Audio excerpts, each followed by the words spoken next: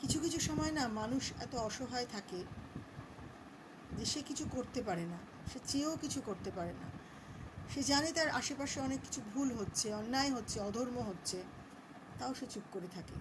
কোনো মানুষ সাফল্য লাভ করতে পারে না বলে চুপ করে থাকে, কোনো মানুষ অন্যায় দেখতে চেয়ে অন্যায় জেনেও চুপ করে থাকে, কিছু করবার থাকে না।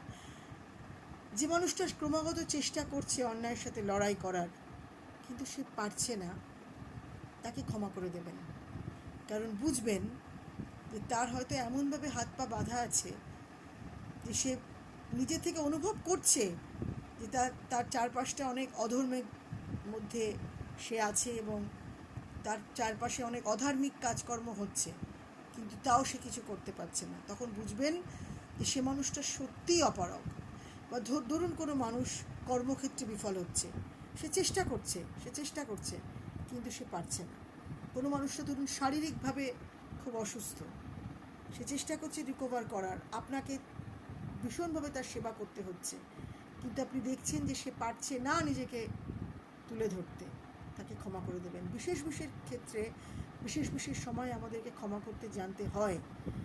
তখন ধরুন পরিস্থিতির শিকার তো আমরা সবাই হই, আমরা করি বলে পরিস্থিতির শিকার হই মনে করি, কিন্তু সেই সব মানুষ যারা চেষ্টা করে না তাদের কথা আলাদা, যে অসুস্থতা থেকে আমি উঠবো না, আমি লোকের সেবা নেবো, বা আমি কাজ করব না, অলসতা দেখাবো, বা আমি রোজগার করব না, কুড়েমি করব, সেসব মানুষ আলাদা। কিন্তু যারা চেষ্টা করছেন, চেষ্টা করেও বিভিন্ন ক্ষেত্রে যদি ঘুরে দাঁড়াতে না পারেন, যতটা দাঁড়াবার দরকার ততটা যদি দাঁড়াতে না পারেন, সেই সব মানুষকে ক্ষমা করুন।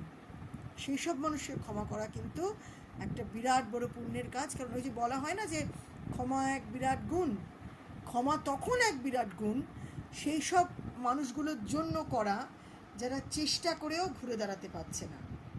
আপনার পয়সা হয়তো কেউ নিয়ে নিয়েছে, আপনাকে ফেরত দিতে পারছে না, এমন নয় যে তার কাছে থরে থরে টাকা আছে, সে পারছেই না, সে চেষ্টা করছে, সে পারছে না, তাকে ক্ষমা করে দিন, তাকে সময় দিন।